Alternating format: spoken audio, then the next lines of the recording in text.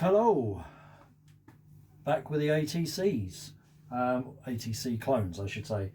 I've had these for a long time, and that was because there was an issue with one of the mid-range drivers. So when these arrived, both woofers were okay, one tweeter had failed and one mid-range had failed. I believe it was because the crossovers in the back were bypassed, and these were used on active crossovers. Whether they were connected incorrectly or the crossover points were set incorrectly, I don't know, but basically that popped the mid-range and popped one of the tweeters. I'm not a fan of active setups because if you get it wrong, there's no protection passively. Yeah, anyway, that's a whole ocean of discussion there. Right, so my client contacted ATC, and they wanted both mid-ranges sent back to them to be rebuilt. They're not a driver I would want to rebuild.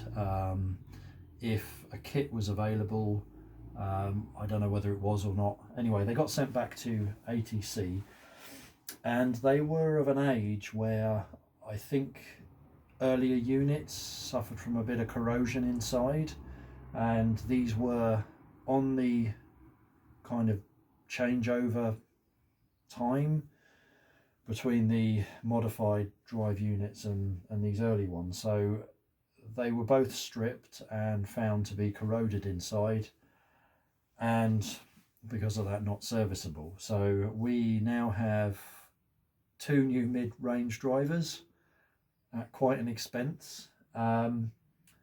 We've stolen one of the tweeters from the center channel, which I'll do a video on separately. We've done the crossover work, as you know, you've seen before. So now it's a case of tidying up the cabinets. They're quite discoloured, as you can see here. They're a light oak finish, and you can see there where this has all been in the sun. This has kind of got an orangey tinge to it, whereas the area with the cover on is still light. So I'm going to sand them and oil them and take the MDF plinths off the bottom of them as well, clean those up and respray those too. We've got issues inside which we need to address, so I'll do a little video on that bit in a minute. And then yeah, it's put them back together, final measure up, and they're done. I do need to turn them around. I can't put them on my turntables, they're too bloody heavy. So we have these massive brass binding posts for our woofer, mid-range and tweeter. I need to make up a brass plate for each of these so they can all be linked together. Yeah, because I don't think they're going to be bi-wired, tri-wired. So that's what we need to do.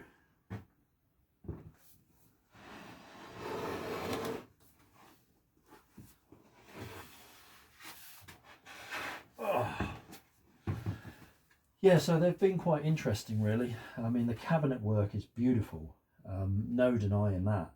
But then when it came to the crossover design, fitting those crossovers, the wiring, the internal panel dampening and wadding, this is all that was in there, literally stuffed in like that. It all just fell apart, which is a shame. Anyway, I'm going to get these sanded now. I've got to take out these still. Yeah, right, I'll give you a quick look inside. Okay, so before I get started with all the sanding, let's have a quick look inside. Yeah, that's how they were left. So we have some bituminous felt panels stuck on the inside, and that's it in terms of any wadding, foam or anything like that. Just that stuffed in there, just falling down onto the drivers. Yeah, Here's our base port that is one of those detachable types. What's that, a 70mm 3-inch plumbing fitting? I mean, the impedance sweep suggests it's tuned to about 30 Hertz, which I think is probably right from the measurements, but yeah, it's not the tidiest thing in the world, and loose. So if the tuning's correct, so I will try and look at that and see just how far down we can tune these. Also, the wires just come through holes into the crossover chamber behind. They're not sealed or anything like that. So, you know, beautiful cabinets, but whoever then did the crossovers, fitted the drivers, installed the wiring and panel control, yeah, it fell down there. It's a shame. Quick one. Something I've done in the workshop. I've, over the Christmas period, gone through this workshop with a fine-tooth comb, got rid of a load of old junk, and still got the squeaky chair though, and just had a big sort out. And I decided that I want to have a PC running in here, and start doing my measuring in here as well. I'm going to do a separate video on that because the workshop isn't huge, but it's about 4 meters wide, 4 meters long. So it's a reasonable space, and without the table in the middle, it's very big and open. I have put all my clips up for all my sheets that I put up. I've ordered a load more, which I have. So I can completely transform this space into quite a large measurement area, which is really dead, and it's worked out better than I expected. I do have a longer term plan for that, but I can now reliably measure pretty low. Normally I sort of gate at about 200 Hertz, but I can now pretty accurately get down to 100, and I've trialed lots of different things in here, different speakers, and the results are just really good, really convincing. So I've put a PC in here, and it's quite handy actually, because I can pick up and get back to people on email, just leave that opening running in here rather than having to keep going back to the office and stuff. REW is set up on here, and so's DAT. I've got my DAT system here for impedance and that sort of thing. My RCAM amplifier that I used in the office is now in here. I've done the loopback calibration, so I can create a calibration file for the sound card that's in this. I have my little oscilloscope there, which I use for minor electronic repairs and stuff like that, but I mainly use it for its signal generator, which is quite handy. This is connected to the amplifier as well. I have a set of speaker connections there for when I'm measuring, and also another connection point at the other end of the room, so if I'm rebuilding a driver and I want to leave it rubbing buzzing to align it, then I can quite happily do that. But yeah, it's really good, and it's just handy having everything on hand if I'm doing measurements or repairs and things like that, rather than traipsing back into the office, and that can stay as an office now. So it's worked out well. So yeah, I'll do a video on that at some point, how I measure in here now. But yeah, just thought I'd stick this one in there.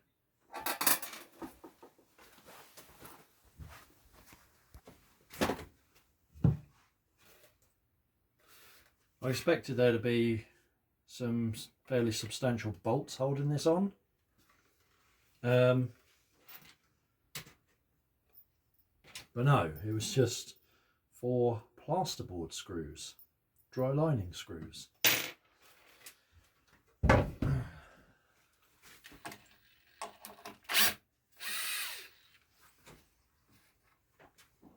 That's it. Considering how heavy these are, if these have spikes on them, you can probably tear these out. So we'll put something much more substantial in there, I think.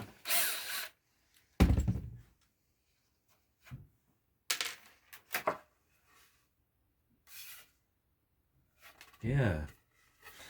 Oh well.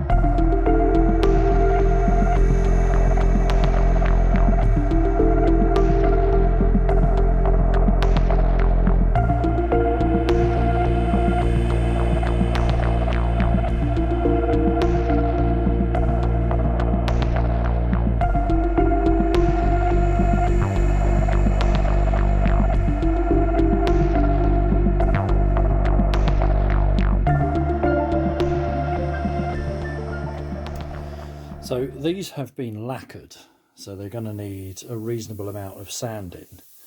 That is really nice and smooth now, but the original is really rough. I mean, you can really feel the grain.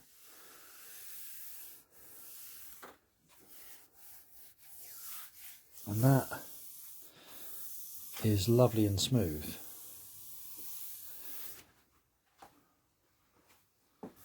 Yeah, it's really rough.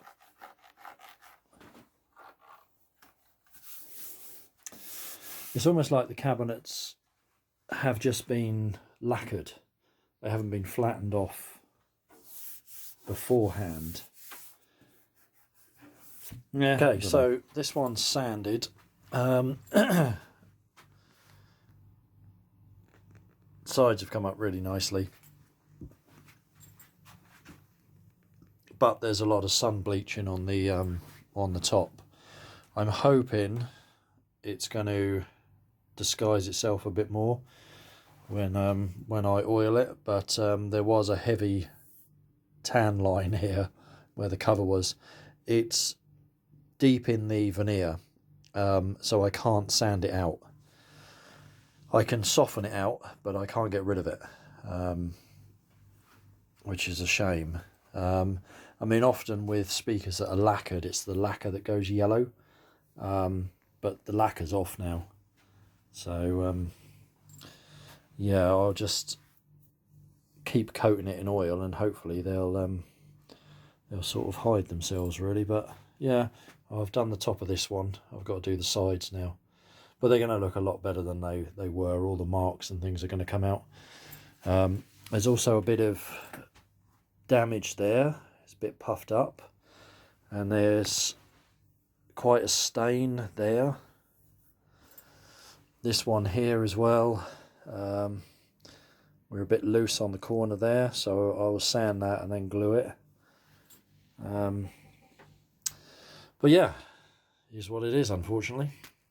Right, these are both sanded now, and I've put on one coat of hard wax because I want these to have a bit of a sheen to them like they had originally. So yeah, some hard wax, 2 coats of that, and then buffed up when it's dry should come up really well. It's amazing what you notice when you do this, and if you look at the grain pattern on this speaker, it just runs top to bottom. It's pretty straight. Same with the top. And if you look at this side as well, it pretty much runs straight top to bottom.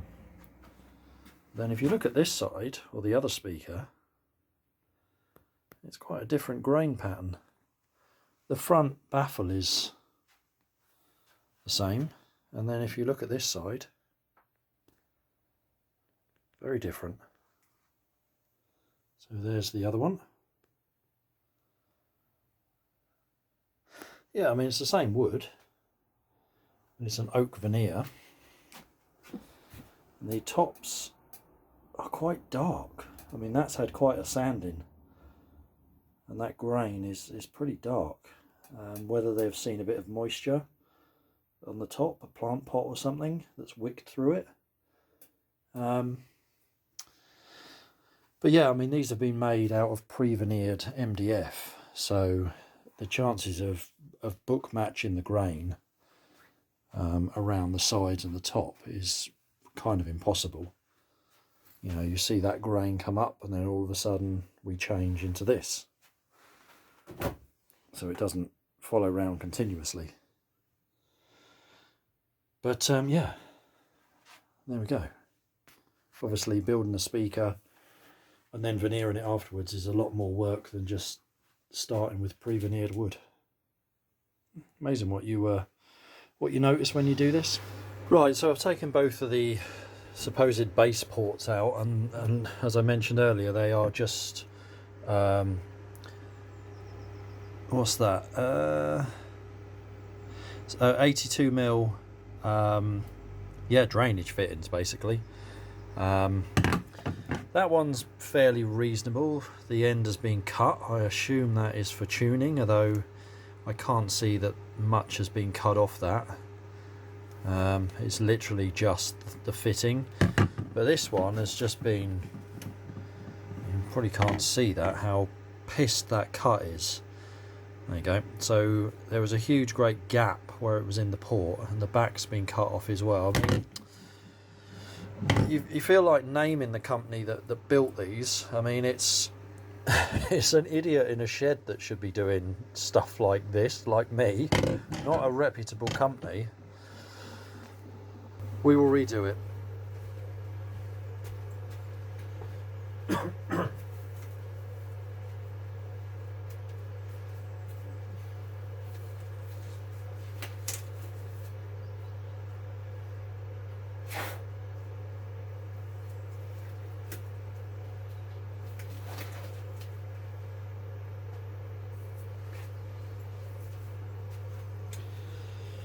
So I'm using a hard wax finish on these,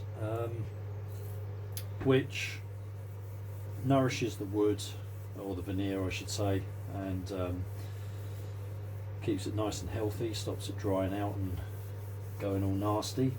But it dries with a sheen, unlike Danish oil. I mean, Danish oil does have a bit of a sheen to it, but not much, and things like teak oil. But you put 2 coats of this on, you can recoat it after about 6 hours, and then when you finish doing the second coat, just before it's kind of fully cured, you buff it up. I mean, that's got a lovely sheen to it. I know that's going to dry, but then you buff it up with a soft cloth, and yeah, you can get a bit of gloss to it, and it's very hard wearing. And it's got a little bit of colour to it as well. And that's one of the reasons why I'm using this, because these have suffered from quite a lot of sun bleaching. And being a veneer, the veneer is obviously only really, what, 1 millimetre thick, if that. So you can't sand it out really. You can go fairly deep and try and get it out, but 9 times out of 10 it's yeah, it's just something you have to live with. So I'm just trying to colour it a little bit and just soften it out, which seems to be working. A sort of gloss finish to that as well, or a satin finish, is going to draw your eye away from it too. The tweeters are masked up because they're stuck in there. I can remove one of them because I did have to remove one of them, but I found it was stuck in with silicone. So rather than risking damaging the tweeters, I've just masked them up, which is absolutely fine.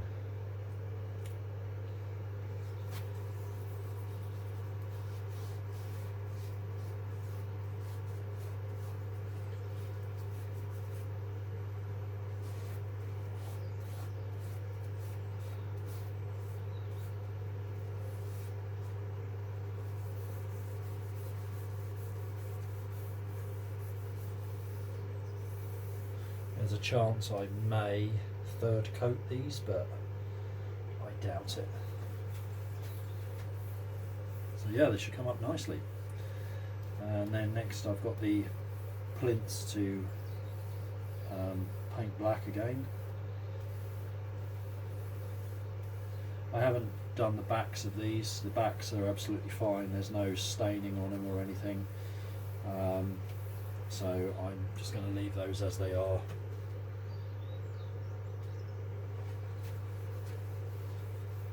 Just to be on the safe side. But yeah, like I say, to me it doesn't seem like these cabinets were sanded after they were built. Normally when you have a veneered cabinet, it's sanded quite heavily afterwards, and the wood is very, very smooth, whereas these you could really feel the grain. So I don't know, it's almost like they were just built, cleaned and then lacquered, and they were kind of relying on the thickness of the lacquer to feather out the wood grain.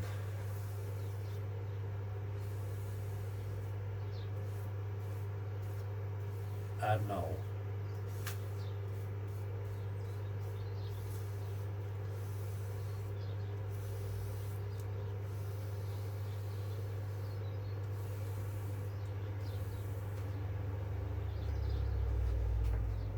Nice.